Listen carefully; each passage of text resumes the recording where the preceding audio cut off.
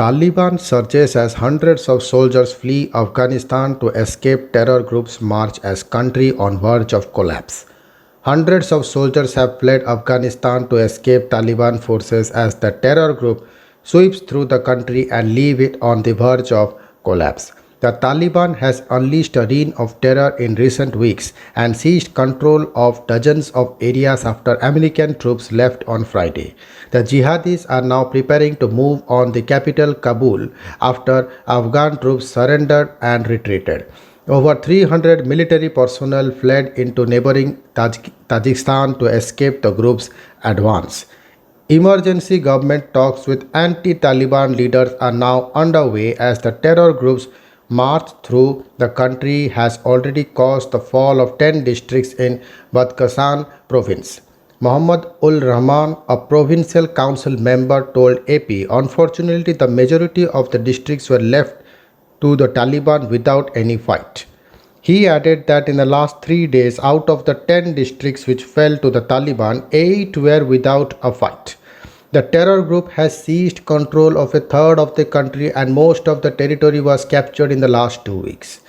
The people of Afghanistan now face being plunged back under the Taliban's brutal rule, with strict version of Islamic law and punishment such as beheading and torture.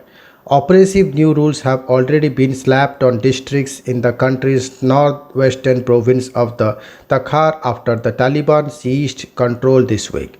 The last US forces left Afghanistan Bagram airfield on Friday after 20 years in the war-torn region. And some experts fear the withdrawal of American troops risks leaving behind a nation on the verge of disaster. General Sir Richard Barron, a former commander Joint Forces Command, told the Times that Afghanistan is at grave risk of collapse.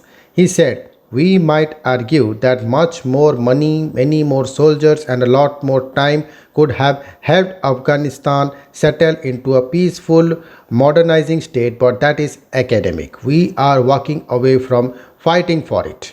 Meanwhile, US General Scott Miller had warned the country is on the verge of civil war as Taliban militants have seized more than one-third of Afghanistan. That should be a concern to the world, said General Miller, and it is feared the nation could become a new haven for terrorist forces wanting to strike out against the West, with the Sun Online revealing concerns new training camps could be operational by September. Professor Anthony Glees from the Center for Security and Intelligence Studies at the University of Buckingham said the Taliban are now back with a vengeance.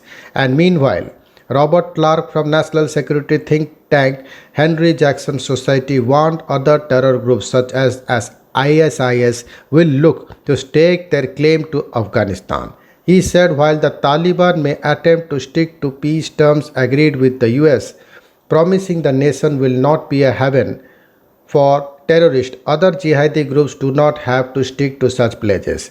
Mr. Clark told the Sun Online whether the Taliban will stick to another question, but they will likely do so to avoid US troops returning, but it doesn't mean that they can control other terror groups such as ISIS who will look to take advantage and will look to recruit and train there. They had no such agreement. It could become a terrorist battleground. Thank you.